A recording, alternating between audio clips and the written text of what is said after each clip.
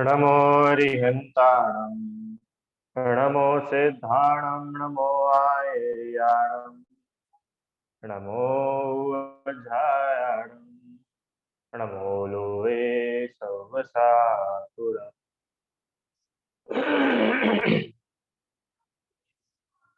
जय बोलिए पंच परमेष्ठी भगवान की जय। आइए आज से एक मांगलिक कथा हम लोग प्रारंभ करने जा रहे हैं, जिसका नाम है भुवन सुंदरी सती की कथा। सती मतलब पता है आप लोगों को सती कौन होती है? शील परायण स्त्री सती कहलाती है, जो अपने शील का पालन करती है। ऐसी जो सती है वो कौन कहलाती है? ऐसी स्त्री सती कहलाती है। शील क्या होता है? जो अपने आत्मा में ही लीन रह करके आत्मा ब्रह्म स्वभाव की आराधना पूर्वक पर पुरुषों का पूर्ण रूप से त्याग करके शील धर्म अपनाया जाता है। ठीक है, आइए तो ऐसी महासती भुवन सुंदरी की मांगलिक कथा है, इसका श्रवण हम लोग करते हैं। आप लोग चाहे तो नोट्स भी बना सकते हैं, और नहीं बनाओ तो कोई बात नहीं, ध्यान से सुनना। बहुत अच्छी कथा है और बहुत कुछ इसमें अपने को सीखने को मिलेगा। ठीक है, तो क्या क्या सीखने को मिलेगा आप लोग मुझे बताना कि क्या क्या सीखा है। चलो शुरू करते हैं। हम्म, हाँ तो ये बात कहाँ की है? बात है जम्बू द्वीप के भरत क्षेत्र के इंद्रपुरी नाम की नगरी। कहाँ की बात चल रही है? जम्बू द्वीप, उसका भरत क्षेत्र और इंद्रपुरी नाम की नगरी। ठीक है ध्रुव, जैसे जम्बू द्वीप, भरत क्षेत्र और इंदौर नाम की नगरी, मुंबई नाम की नगरी, ऐसे ये कहानी कौन से नगर की है? इंद्रपुरी नाम की नगरी थी। वहां के राजा थे राजा प्रद्युम्न। कौन थे वहां के राजा? विशुद्धि, राजा प्रद्युम्न। प्रद्युम्न राजा थे और इनकी महारानी थी प्रभावती। ठीक है, भरत क्षेत्र की इंद्रपुरी नाम की नगरी और वहां के राजा प्रद्युम्न और उनकी महारानी प्रभावती। ठीक है, अब ये जो प्रद्युम्न राजा थे, ये कैसे थे कि थोड़ा आलसी टाइप का था। आलसी था मतलब राज्य पे ज्यादा ध्यान नहीं देते थे, बस पूरे समय अभी की भाषा में बोले तो अय्याशियां करते थे, खूब खर्च करते थे, इधर उधर घूमते थे, पंचेंद्रिय विषय भोगों में लगे रहते थे और राज्य पे तो मानो ध्यान ही नहीं देते। तो राज्य कैसे चलता था कि राज्य की सुरक्षा भी जरूरी है ना। अगर ऐसा राजा हो तो कोई भी आकर के राज्य का आक्रमण कर ले, राज्य जीत ले। पर नहीं, क्या हुआ कि जो प्रद्युम्न राजा के छोटे भाई, इनका क्या नाम है? राजा कुंवर प्रताप सिंह। राजा तो ये थे प्रद्युम्न, इनके छोटे भाई थे प्रताप सिंह। और प्रताप सिंह बहुत ज्यादा स्मार्ट थे, मतलब युद्ध करने में भी बहुत ज्यादा माहिर, राजनीति करने में भी बहुत ज्यादा अच्छे थे और न्याय करने में भी बहुत ज्यादा अच्छे थे। मतलब हर एंगल से he was a perfect king. और उन्हीं की वजह से इंद्रपुरी नगरी सुरक्षित थी, हर कोई वहां पर सेफ महसूस करता था। पर क्या हुआ कि राजा बड़े तो कौन थे? कि बड़े भाई तो प्रद्युम्न थे, इसलिए राजा तो प्रद्युम्न ही कहलाते थे। पर चूंकि सारा राज्य, सब कुछ व्यवस्थाएं कौन देखते थे? प्रताप सिंह देखते थे। तो उन्हीं की ज्यादा सब लोग महिमा करते थे, सभी लोग उन्हें ही महान मानते थे। और ये जो प्रताप सिंह थे, इनकी पत्नी का नाम था भुवन सुंदरी, जो अपनी कहानी की मेन कैरेक्टर है, इस कथा की मेन कथा ना के। और हम कौन थे? वो भुवन सुंदरी। चलो कितनी हुई कहानी अभी तक? कि जम्बू द्वीप का भरत क्षेत्र, उसमें इंद्रपुरी नाम की नगरी, ध्रुव, इंद्रपुरी के राजा प्रद्युम्न, इनकी महारानी प्रभावती। ठीक है, कहानी समझ में आ रही है सभी को? प्रद्युम्न राजा की महारानी का नाम प्रभावती और इनके छोटे भाई का नाम था प्रताप सिंह, और प्रताप सिंह की रानी का नाम था भुवन सुंदरी। इतनी कहानी हुई अभी तक। ठीक है, 4 कैरेक्टर हो गए। अब भुवन सुंदरी कैसी थी कि भुवन सुंदरी समकित से भूषण माने सम्यक दृष्टि सती थी ना, सम्यक दृष्टि थी, अपने आप को शरीर नहीं मानती थी, अपने को आत्मा मानती थी, पर में सुख नहीं मान करके आत्मा में ही सुख है ऐसा उससे पक्का श्रद्धांत था। और जो बाहर अंदर से इतना सुंदर खूबसूरत विचारों वाला हो तो उसका बाह्य रूप भी बहुत सुंदर होता है, बाहर से भी उसका शरीर भी बहुत सुंदर, कितना सुंदर कि स्वर्ग की देवांगनाएं भी उसके आगे कुछ ना लगे, इतनी सुंदर थी। कौन थी इतनी सुंदर? भुवन सुंदरी। आप लोगों को पता है जो इस देह को अपना न मान करके मात्र आत्माराधना में ही अपना जीवन लगाता है तो उसके इतने पुण्य का बंध होता है कि अगले भाव में उसको खूबसूरत शरीर मिलता है, बहुत सुंदर शरीर मिलता है। आप लोग को पता है अपने जितने भी तीर्थंकर थे ये सब सबसे अधिक खूबसूरत थे, सुंदर थे। आप बोलोगे कि पार्श्वनाथ भगवान भी सुंदर थे, क्यों मुनि सूरतनाथ भगवान, नेमिनाथ भगवान, ये तो गोरे भी नहीं थे। अरे गोरा होना सुंदरता का लक्षण नहीं है, समझ में आया ना? अपने कितने तीर्थ गोरे तो खाली 2 ही थे, बाकी सब अलग अलग रंग का था शरीर, सब सुंदर थे। हनुमान जी कितने सुंदर थे, तो ये सुंदर हुए कैसे? पूर्व में सम्यक्त्व का फल था सुंदर शरीर मिलना, निरोग शरीर मिलना। अभी हम लोग पढ़ कर के आए थे ना, ऐसे जीव को असाता देवी होती नहीं है तो उसका उदय भी नहीं आता है, शुभ नाम कर्म का उदय होता है। ठीक है, तो ऐसी सम्यक दृष्टि वह सती थी, अंतरंग से जितनी विशुद्ध परिणाम वाली थी, बाहर से भी उतनी ही ज्यादा सुंदर, देवांगनाएं भी जिसके आगे कुछ ना लगे, इतनी सुंदर शरीर वाली वो देह वाली सती थी। एक दिन की बात है, क्या हुआ, राजा प्रद्युम्न अपने महल की छत पर अपनी महारानी प्रभावती के साथ में भ्रमण कर रहे थे। ध्रुव भैया, राजा प्रद्युम्न अपनी महारानी के साथ महल की छत पर टहल रहे थे। अब कैसे टहल रहे थे कि उनका उपयोग इधर उधर था, टहल भले ही छत पर रहते पर उनका उपयोग कभी उधर देखते, कभी इधर देखते, कभी उसको देखने लग गए, है ना, मतलब ध्यान उनका इधर उधर भटक रहा था। और वो महल की छत पर टहलते टहलते क्या विचार कर रहे थे, अरे वाह वो देखो मेरा राज्य कितना बढ़िया है, वो देखो मेरे पास कितने सुंदर सुंदर बगीचे हैं, वो देखो मेरा कितना बड़ा राज्य, देखो कितनी बड़ी सेना, देखो कितने सारे हाथी। ऐसा सोच सोच करके क्या कर रहा था, खूब प्रशंसा कर रहा था, मेरा कितना वैभव, देखो मैं कितना संपन्न हूँ, मैं कितना महान हूँ, तो विचार कर रहा था। और ऐसे ही पूरे समय वो ऊपर अपने भोगों की प्रशंसा करते हुए टहल रहा था। अब इतने में क्या हुआ, इतने में भुवन सुंदरी जी अपने महल की छत पर आती है। अब सुनना भैया, अब यहाँ से कहानी शुरू हो रही है, ध्यान से सुनना है आप सब। भुवन सुंदरी भी अपने महल की छत पर आती है। महल ऑब्वियसली दोनों के अलग अलग थे, प्रताप सिंह का महल अलग था और प्रद्युम्न का महल अलग था। प्रद्युम्न अपने महल की छत पर है, भुवन सुंदरी भी अपने महल की छत पर आती है और आकर के क्या करती है कि उसे भी वही सब दुनिया दिख रही है, पर वो सब दुनिया देखते हुए भी भुवन सुंदरी को वो दुनिया, वो संसार अच्छा नहीं लग रहा है। उन्हें तो वो संसार कैसा लग रहा है, वैराग्य पैदा करने वाला लग रहा है। अरे कैसा संसार, जहां पर प्रद्युम्न राजा को पेड़ों को देख करके, फूलों को देख कर खुशी हो रही थी, देखो कितने खूबसूरत फूल मेरे गार्डन में है, वहीं भुवन सुंदरी को फूलों को देख करके क्या विचार आया पता है, अरे हे भगवान, देखो आत्मा की विराधना करके ये जीव एक इंद्रिय में चला गया, कैसा है ये संसार, समझ में आया? ज्ञानी और अज्ञानी का सोच कैसा होता है, आपके सामने सीन तो एक जैसा ही है, पर उसमें ज्ञानी क्या सोचता है और अज्ञानी क्या सोचता है।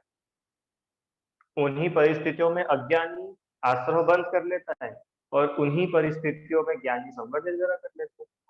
तो ऐसे संसार का विचार कर रही थी। आपको पता है श्रीमद जी में क्या लिखा है, श्रीमद राजचंद जी ना, जिनका अपूर्व अवसर वगैरह हम लोग पढ़ते हैं, एक महापुरुष हुए हैं, तो उन्होंने क्या लिखा है पता है, यह जो संसार है, यह संसार कैसा है कि संसार को देखते से ही जहर चढ़ता है। जहर चढ़ता है मतलब सांप होता है ना, सांप अरहम, सांप ने काटा, तो सांप के काटने के बाद में क्या होता है? जहर चढ़ता है, परेशान हो जाते, दुखी हो जाते, हैरान हो जाते हैं। तो उन्होंने लिखा है कि संसार कैसा है कि संसार को देखते से ही दुख दिखते हैं, संसार को देखते से ही परेशानियां दिखती है।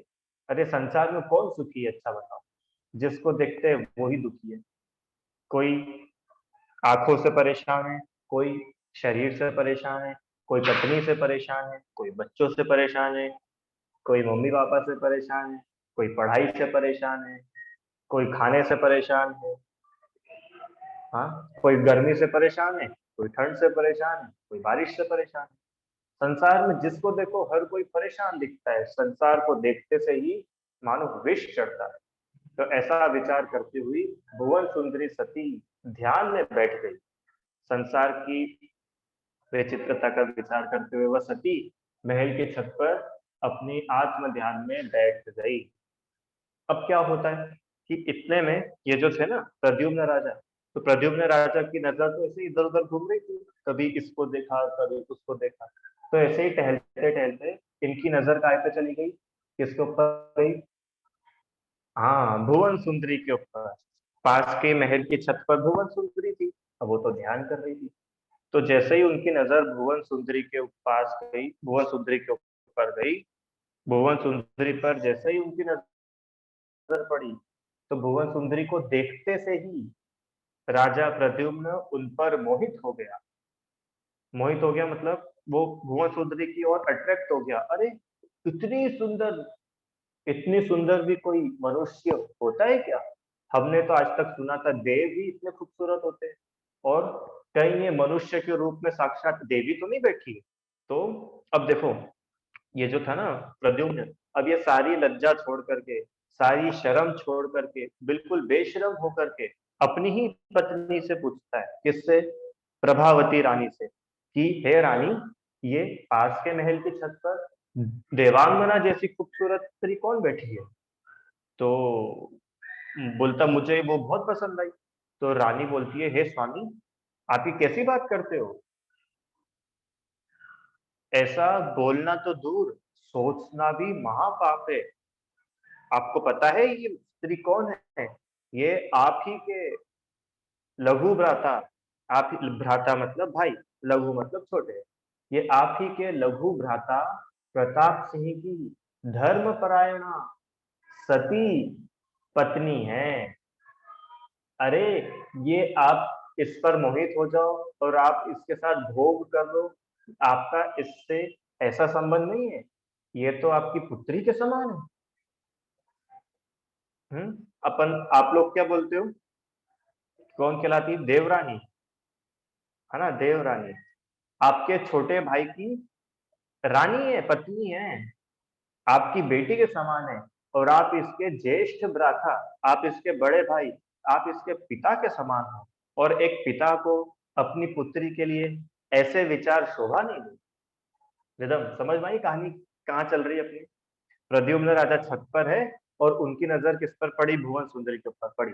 और जैसे ही भुवन सुंदरी सती को देखा, उनके सुंदर रूप को देख करके वो उन पर मोहित हो गया, और रानी से क्या कहने लगा कि मुझे यह महिला, यह स्त्री बहुत पसंद आई है, मैं तो मान लो इन पर मोहित हो गया हूँ, और मैं इनको कैसे भी करके प्राप्त करना चाहता हूँ। तो प्रभावती रानी बोलती है, हे नाथ, यह तो आपकी बेटी के समान है। आपके छोटे भाई, जो आपको अपने प्राणों से भी अधिक चाहते हैं, आपके लिए अपनी जान तक न्यौछावर कर सकते हैं, जो आपसे इतना अधिक प्यार करते हैं, उनकी धर्मपरायण स्त्री है। इसके प्रति ऐसा भाव लाते हुए आप तो नरक निगोद को आमंत्रण दे रहे हो। हे नाथ, ऐसा बोलना भी महापापकारी है। आप शीघ्र ही मुनिराज के पास जाइए और अपने इन पापी वचनों का प्रायश्चित लीजिए। क्या बोलती है रानी? अब रानी समझदार थी। रानी ने बोला, हे नाथ, ऐसे पाप भरे वचन, ऐसे कुशील के वचन आपको शोभा नहीं देते।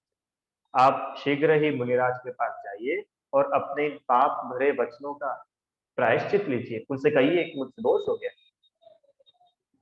पर क्या करे, तीव्र कषाय जो कुछ भी करता है पाप रूप ही करता है। कषाय थी ना खतर, उसके प्रति लालच लोभ था, वेद का उदय था, मिथ्यात्व तीव्र है, तो वो जो कुछ भी करेगा पाप रूप उल्टा ही करेगा। तो राजा पता है क्या बोलता है कि ये मुनिराज मुनिराज की बातें मेरे सामने मत करो, मैं राजा हूं और ये मेरा हुक्म है। क्या हुक्म है कि आप कैसे भी करके मेरे लिए भुवन सुंदरी को तैयार करिए और आप उनसे कहिए कि हम उनको बहुत चाहते हैं और उन्हें अपनाना चाहते हैं। तो रानी ने बोला कि स्वामी यह बात तो मेरे बस की नहीं। तो राजा कहता है अगर तुम्हें मेरे प्राण इष्ट है तो तुम इसका संयोग बनाओ। अगर तुम चाहती हो कि मैं जिंदा रहूं तो आप भुवन सुंदरी को मेरे पास लेकर। अब क्या होता है, रानी कहती है हे नाथ बहुत बड़ा अनर्थ हो जाएगा, आप ऐसा सोचे भी नहीं, ऐसे पाप भाव आप छोड़ दीजिए। आपको पता है आप जिस इंद्रिय से पाप करेंगे आपको उसी इंद्रिय का फल मिलेगा। नहीं समझ में आया? उदाहरण दूं, रिदम, जैसे तुमने इन हाथों से किसी के साथ पाप करा ना, तो तुमको पाप का फल इन हाथों में मिल जाएगा। मतलब मतलब ये कि हो सकता है तुमको हाथ ही ना मिले, तुम्हारे हाथ कट जाए, हाथ गल जाए। ऐसा उदय आता है कर्मों का। रिदम, अरहम, किसी से इन कानों किसी की इन कानों से अगर तुम बुराई सुन करके पाप बांध रहे हो ना, तो ये कान ही नहीं मिलेंगे। कान नहीं मिलेंगे मतलब चार इंद्री बन जाओगे। अभी देखो आगे फल मिलेगा। ये जो प्रद्युम्न राजा ने भुवन सुंदरी को देख करके कुशील का पाप करा ना, अब इसी कहानी में आगे बताएंगे पता है क्या, प्रद्युम्न राजा अंधा हो जाएगा। जो जिस इंद्रिय से पाप करता है उसको उसी इंद्रिय में फल मिलता है। ध्रुव, ये जीवन से बहुत पाप करोगे ना, बहुत अभक्ष खाओगे, बहुत झूठ बोलोगे, बहुत दूसरों की बुराई करोगे, पता है क्या होने वाला है, ऐसा पाप का उदय आएगा कि जीवानी नहीं मिलेगी। जीवानी नहीं मिलेगी मतलब एक इंद्री बन जाओगे, ओनली स्पर्शन रसना का काम। आपको पता है कि जितने भी एक इंद्रिय दिखते हैं आपको, पेड़ पौधे, जल अग्नि वायु वनस्पति, ये सारे एक इंद्रिय जीव कौन है, कैसे बन गए? इन्होंने खूब अपनी बाकी इंद्रियों से पाप करा था, एक इंद्रिय में चले गए। अनाया समझ में आ रहा है आपको? हम जैसा पाप करते हैं हमको वैसा रिजल्ट मिल जाता है। अगर आप किसी की बुराई करोगे ना तो ऐसा होगा कि आप बोलने लायक भी नहीं बचोगे। समझ में आया भाई? इसलिए खूब विचार करना, पापों को तो जितना जल्दी हो छोड़ देना ही समझदारी। पर ये तो आप और हम जैसे समझदार लोग समझ सकते हैं। तो राजा प्रद्युम्न तो बिल्कुल मूर्ख था। क्यों मूर्ख था? कि अपनी खुद की बेटी के समान जो महिला थी, स्त्री थी, उसके विरुद्ध भाव ला रहा था। अब उसके साथ में क्या होगा? अब क्या होगा, सती का तो ध्यान खुला, और सती ने जैसे ही अपना ध्यान खोला, अपनी आंखें खोली, तो उसने देखा अरे पास की छत पर हमारे बड़े भैया बोलते हैं ना, क्या बोलते हैं, ज्येष्ठ भ्राता, और थोड़ा अभी की भाषा में बात करूं तो हमारे जेठ, रीता आंटी क्या बोलते हैं, जेठ, जेठ बोलते हैं ना, जेठ मतलब ज्येष्ठ, हमसे बड़े, हमसे बड़े भाई, हमारे नाथ के भी बड़े भाई, ये तो हमारे पिता के समान है। ओहो, ऐसे घर के बड़े पुरुषों के सामने स्त्री को अकेले नहीं जाना चाहिए। तो अपनी शील की मर्यादा का पालन करते हुए वह छत से नीचे चली गई। शील के 9 बाणों का दृढ़ता से पालन करती है। ये 9 बाण क्या होते हैं? सरल भाषा में बताता हूं, अर्जो भैया, शील, शील की बात आप लेट आए। शील मतलब अपने ब्रह्मचर्य की रक्षा करना। हर कोई व्यक्ति आकर के हमारे साथ में पाप ना कर जाए। जैसे ना सीता, सीता ने अपने शील की रक्षा करी, रावण छू भी नहीं पाया। रावण ने कोशिश नहीं करी कि अच्छा बताओ क्यों? अनाया और क्या नाम है आपका, नीरल, रावण ने सीता को परेशान करने की कितनी कोशिश करी थी, है ना?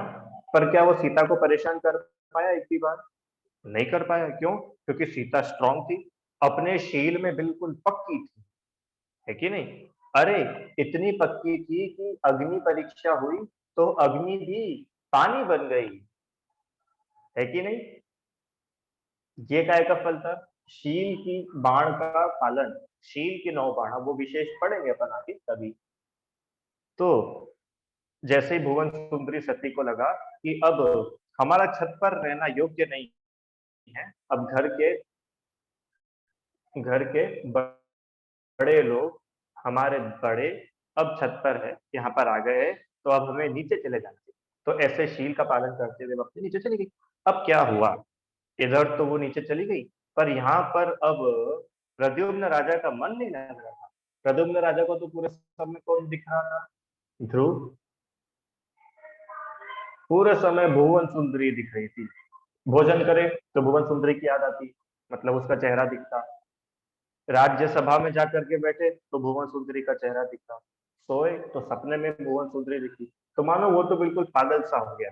वो तो ऐसा हो गया कि अब चाहे जो हो जाए, मुझे तो इसको कैसे भी करके पाना है। अब इसने एक चाल चली। क्या चाल चली? ऐसे तो कर नहीं सकता था, क्यों?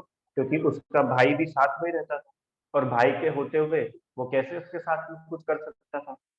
समझ में आया? तो उसने एक चाल चली। कैसी चाल चली?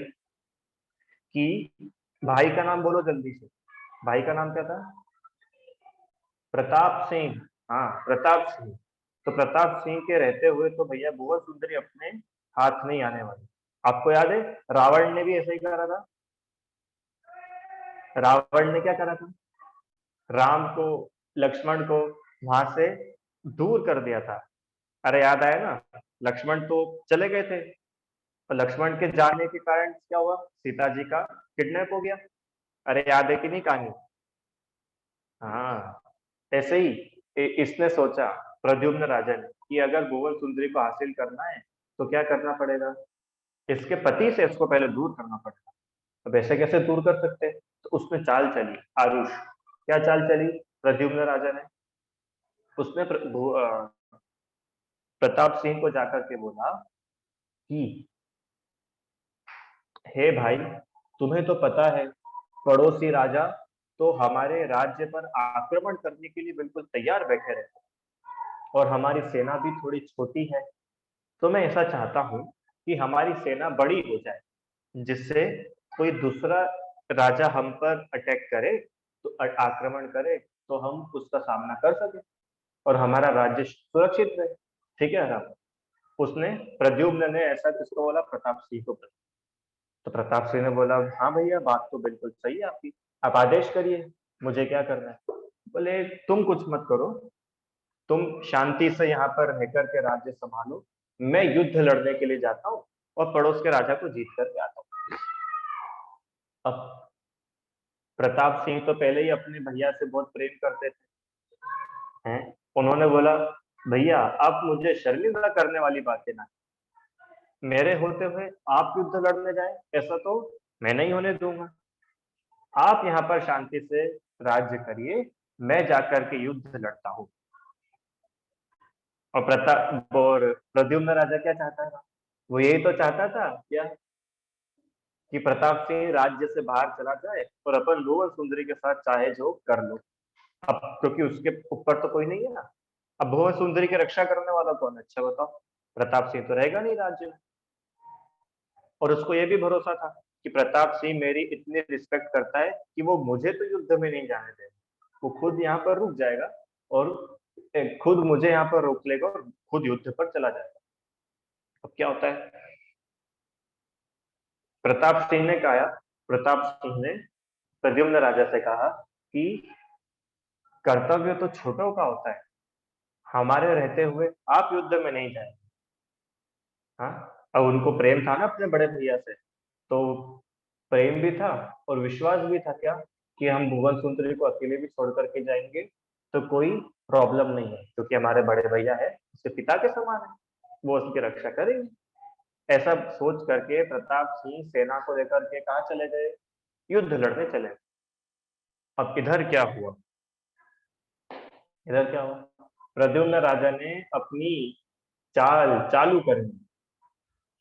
प्रद्युम्न राजा ने क्या करा?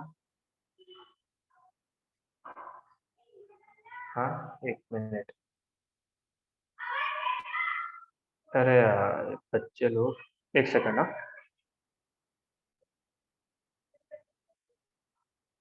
हम्म, प्रद्युम्न राजा ने क्या करा, सुनो। प्रद्युम्न राजा ने चाहा, मैं सोचा कि अपनी तरफ से तो भुवन सुंदरी के लिए इतना समर्पण है, अपन भुवन सुंदरी को इतना चाहते, भुवन सुंदरी क्या चाहती है एक बार ये भी तो देख लो। हो सकता है उसके लिए भी अपने मन में कुछ हो, पर प्रताप सिंह के रहते हुए वो कुछ कहती नहीं हो।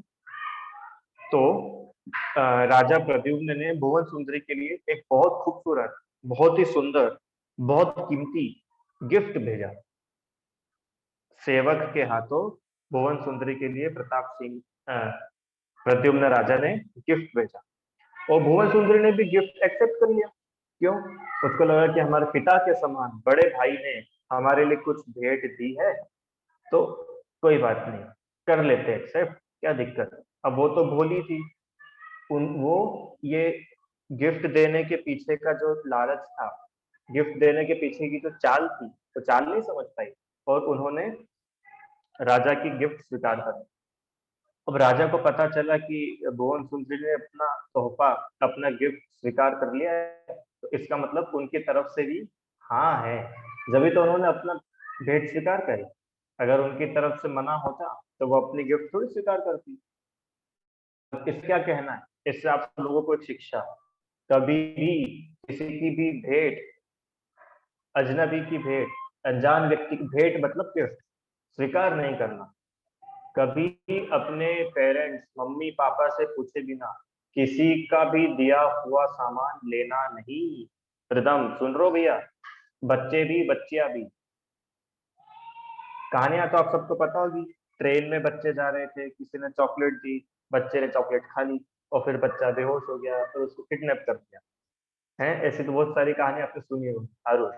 कभी भी हम कहीं भी जाए, तो ट्रेन में हो, फ्लाइट में हो, हाँ, और स्कूल में हो, कहीं भी हो, जो हमारे विश्वास का हो, जिसको हम पहचानते हो अच्छे से, हमें उससे ही बात करना, और उसका ही गिफ्ट या उसी की कोई भी चीज एक्सेप्ट करना। किसी अननोन पर्सन की, किसी भी अजनबी का सामान हमें कभी नहीं लेना, ना खाने का, ना कोई गिफ्ट, कुछ भी नहीं। ठीक है? कुछ खाना भी हो तो पहले मम्मी को बताओ, मम्मी पापा से पूछो, उसके बाद समझना। ये सभी लोग, बच्चे भी बच्चियां भी, सब लोग बहुत, अगर आपको अपने शील की रक्षा करनी। अब भुवन सुंदरी से क्या गलती हो गई थी कि वो तो उसके बड़े भैया ही थे, तो बड़े भैया समझ करके उसका रख लिया। अब उन्होंने तो सरलता में रख लिया, उन्होंने, उनको क्या पता कि ये बड़े भैया इतने चालाक है, हाँ, बड़े भैया इतने पापी है। उन्होंने कहा कि चलो ठीक है, एक सामान्य, उन्होंने दास, खुद भी नहीं आए, अपने दास को ही भेजा था, सेवक को भेजा था, रख लिया। अब इधर क्या हुआ, राजा ने सोचा कि सती ने मेरी भेंट स्वीकार कर ली, मतलब अब मेरा काम हो गया।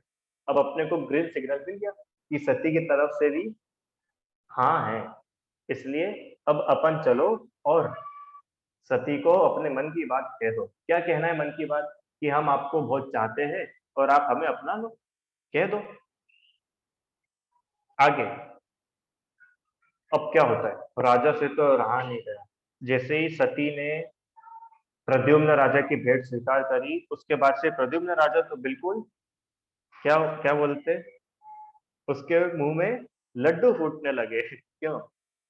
वो फूला नहीं समा रहा था, क्या हो रहा था, उसको तो बस इंतजार था कि कैसे भी करके मैं सती से मिलूं और उससे अपनी मन की बात कह दूं। अब यहाँ पर क्या होता है, प्रद्युम्न राजा में इतना भी पेशेंस नहीं था कि वो सुबह तक रुक जाए। वो आधी रात को सती के महल पे चला गया और गेट नॉक करने लगा। अब सेवक तो रोकेंगे नहीं, क्योंकि राजा खुद चल कर के आ रहे, तो सेवक रोकने वाले हैं? राजा को सेवक तो रोक नहीं सकते। गेट नॉक करा और आवाज लगाई। अब उनकी आवाज सुनते से ही सती घबरा गई, भुवन सुंदरी एकदम टेंशन में आ गई, अरे भगवान, इतनी रात में इनको क्या काम पड़ गया। अभी तो हमारे स्वामी कौन, प्रताप सिंह भी राज्य में नहीं है, और अगर इनको बहुत ही जरूरी काम था तो सुबह तक तो इंतजार कर सकते थे। ऐसे आधी रात में खुद चल करके हमारे महल में आ रहे हैं, ये अब तो कहीं गड़बड़ लग रही है। ठीक है, तो भुवन सुंदरी ने क्या करा, दरवाजा खोल दिया क्या? क्या लगता है आप लोगों को? आप लोग होते तो क्या करते बताओ, भुवन सुंदरी की जगह अगर आप होते? होता है ना, बहुत बार बच्चे लोग घर में अकेले हैं और कोई आया टिंग टोंग, तो आराध्या गेट खोल देना चाहिए क्या किसी को भी देख करके? कभी नहीं खोलना। ये कहानी सिखा रही है अपने को। कभी किसी अजनबी, अरे जाना पहचाना भी व्यक्ति हो ना, और हम घर में अकेले हो, कभी दरवाजे नहीं होंगे। अब जान पहचान की कोई बात नहीं। आपको मम्मी से काम है, मम्मी को फोन लगा के बात करिए, सामान देना है, आप बाहर रख के चले जाओ। ठीक है। हाँ।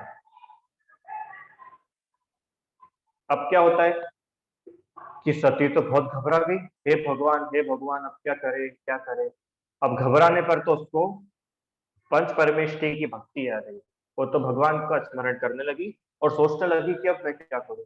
तो राजा है, राजा का विनय भी नहीं कर सकते, राजा का अपमान भी नहीं कर सकते, हमारे पिता के समान है। पता नहीं क्या हुआ होगा, इतनी रात में चल के आए, कुछ जरूरी बात होगी, क्या इनके मन में है, पता नहीं क्या। बहुत कुछ सोचने लगे। इतने में राजा की बाहर से आवाज आई। क्या आवाज आई? क्या आवाज आई? कि सती, सती तो नहीं, भुवन सुंदरी, दरवाजा खोलिए, दरवाजा खोलिए। तो घबरा गई और उसने पीछे का दरवाजा भी बंद कर दिया। दो दरवाजे थे महल में जाने के, आगे का तो बंद कर ही दिया। अब उसको था कि राजा है, राजा को तो पता है पीछे भी दरवाजा है, तो वही पीछे के दरवाजे से अंदर ना आ जाए। तो वो पीछे गई और सेवक को बोलकर के पीछे का दरवाजा भी लॉक करा दिया और हिम्मत करके बोली। फिर थोड़ी उसने हिम्मत जुटाई और अंदर से ही बोली, ऐसे डर के नहीं, तेज, कि आपके भैया तो अभी यहाँ नहीं है, आपका इस समय कैसे आना हुआ? अगर कोई जरूरी काम था तो आप सुबह आ सकते थे, इतनी आधी रात में आपको आने की क्या जरूरत पड़ी?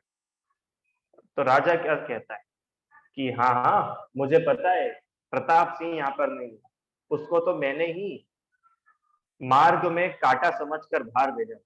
मार्ग में कांटा मतलब कि मुझे तुम तक आना था, और तुम तक आने के लिए तो प्रताप सिंह एक बहुत बड़ा हर्डल था, प्रताप सिंह बहुत बड़ा हिंड्रेंस था, तो उसको तो मुझे हटाना ही था। तो क्या करा, उसको तो मैंने जानबूझ करके बाहर भेजा है। और तुम्हारा रूप देखकर मैं तुम्हें पाना चाहता हूँ, मैं तुम्हें अपनी पटरानी बनाऊंगा, तुम प्रताप सिंह को छोड़ करके मुझे अपना लो। लालच देने लगा। अब बताओ मेरे को एक एक लाइन में आपको सिखाने की बातें दी। मूल तो बच्चों के लिए ही है। लालच दे करके कोई आपसे काम कराए तो काम करना कि नहीं, बोलो नीरज। कोई आपको लालच दे, अरे आ जाओ बेटा, आ जाओ, तुमको चॉकलेट देंगे, चली जाओगी कैसे चॉकलेट खाने के लिए? आ जाओ आ जाओ आ जाओ, तुमको हम गाड़ी पे घुमा के लेके आएंगे, कार में घुमा के आएंगे। अरे तुम्हारी कार तुम अपने घर में रखो, हमको तुम्हारे साथ नहीं जाना। इतना बोल्ड होकर के बोलो। समझ में आया? अभी देखो भुवन सुंदरी क्या बोलती है। अब आप अपने आप को भुवन सुंदरी की जगह रख करके देखो और वो सीन समझो। आधी रात है, आपके आसपास आपके महल में कोई अपना नहीं, आपका पति, आपके साथ वाला कोई भी आपके साथ नहीं, और आधी रात को वो राजा आपके महल पर आकर के क्या ऑफर दे रहे हैं कि तुम अपने पति को छोड़ करके मुझे अपना लो, मैं तुम्हें पट रानी बना दूं। बोलो ध्रुव क्या करोगे? हैं? हाँ, देखो भुवन सुंदरी ने क्या करा। ओहो, सती कहती है, हे नाथ, नाथ नहीं, नाथ तो वो थे प्रताप सिंह, हे भ्राता, हे राजन, आप तो मेरे पिता तुल्य है, आप मेरे पिता के समान हैं। और मेरे स्वामी प्रताप सिंह तो मुझे आप ही के विश्वास पर अकेला छोड़ करके गए थे। हाँ, हे भगवान, ये कैसा राज्य है, यहाँ तो रक्षक ही भक्षक हो गए। प्रताप सिंह तो मुझे ऐसा समझकर छोड़ के गए थे कि आप हो तो मेरी रक्षा हो जाएगी, उल्टा आप ही हमारा भक्षण करने आ गए, आप ही हमारे साथ बुरी बुरी हरकतें करने के लिए आ गए। फिर सती दृढ़ होकर के कहती है, क्या सती एकदम बोल्ड होकर के, अगर आप मुझे अपनी पुत्री के रूप में देखते तो ये दरवाजा आपके लिए आधी रात को भी खुला था और तुम मुझे पुत्री के रूप में नहीं देखते हो, तुम मुझे शील हरण करने के लिए आए हो, तो यह दरवाजा तुम्हारे लिए हमेशा हमेशा के लिए बंद है, जाओ यहाँ से, चले जाओ। आप लोग सोच सकते हो राजा को उसी के राज्य में कोई इतना इंसल्ट करके बोल सकता है, इतनी ताकत के साथ। अब ये ताकत कहां से आई भुवन सुंदरी में? ये ताकत थी शील की, ये ताकत थी अपनी मर्यादा की, अपने ब्रह्मचर्य की रक्षा की ताकत थी। समझ में आया? डट करके विरोध करना आना चाहिए, ऐसे नहीं हे प्लीज चले जाओ, प्लीज चले जाओ, ऐसे डर के नहीं, तेज एकदम, घबरा घबराना नहीं, डट करके। समझ में आया? आराध्या, अभी आगे तो और खतरनाक खतरनाक रूप देखने को मिलेंगे अपने को भुवन सुंदरी के, क्या क्या होता है सुनो। अब क्या होता है आगे? हाँ हाँ, अब ऐसे अपमानित वचन सुन करके राजा को तो मजा आया होगा। क्यों? प्रद्युम्न राजा को अच्छा लगा होगा, अरे वाह मेरी इंसल्ट हो गई, आधी रात में मैं गया, उसको अच्छा लगेगा क्या? क्या हुआ आराध्या उसके साथ? अरे अच्छा नहीं लगा, उसको गुस्सा आ गया। मैं राजा, मेरा राज्य, और मेरे राज्य में ही ये मेरी इंसल्ट कर रही है, और सब सेवक भी खड़े हुए हैं, सारे नौकर चाकर, द्वारपाल सब खड़े हुए, सबके सामने मेरी इंसल्ट। ओहो, उसको सहन नहीं हुई और उसने क्या करा? दरवाजा तोड़ दिया कि नहीं? नहीं नहीं, दरवाजा नहीं तोड़ा। फिर क्या करा? सुनो क्या होता है। ऐसे अपमानित वचन सुनकर राजा महाक्रोधित होकर के कहता है, हे दुष्ट, मैं तुझे इसका फल अवश्य चखाऊंगा। याद रखना, अगर तूने मेरा प्रस्ताव कल सुबह तक स्वीकार नहीं किया तो मैं तुझे दर दर की भिखारी बना दूंगा। क्या बोलता है? अगर तूने मेरा ऑफर कल सुबह तक एक्सेप्ट नहीं करा तो याद रखना, मैं तुझे दर दर के भिखारी बना दूंगा। अभी तक तो तू महलों में रहकर आराम से रह रही है, तुझे महल के बाहर निकाल के सड़क सड़क पर भीख मांगने, घर घर जाकर के भीख मांगने पे मजबूर कर दूं। ऐसी भयानक डरावनी धमकी दे करके वो राजा वहां से चला जाता है। अब क्या होता है? अब क्या होता है? अब अगला दिन हुआ, सुबह हुई, भुवन सुंदरी का नो रिस्पॉन्स। एक दिन हो गया, भुवन सुंदरी ने कोई रिस्पॉन्स नहीं दिया। 2 दिन हो गया, 3 दिन हो गए, भुवन सुंदरी ने कोई रिस्पॉन्स नहीं दिया। सती की ओर से कुछ भी रिप्लाई नहीं आया। अब राजा बहुत क्रोधित हुआ और वह भुवन सुंदरी से बदला लेने के लिए षड्यंत्र रचता है। अब वो राजा क्या षड्यंत्र रचेगा? भुवन सुंदरी का किडनैप कराएगा, भुवन सुंदरी का महल तोड़ देगा, भुवन सुंदरी को बाहर निकालेगा, क्या करने वाला है ये आप लोग सोच के आना चाहिए। और अपने को सबको मिलकर भुवन सुंदरी की रक्षा करनी है, ठीक है? तो और भी लोगों को लेके आना जिससे भुवन सुंदरी की रक्षा हो पाए। हाँ, अब कल देखेंगे अपन कि राजा क्या षड्यंत्र रचता है और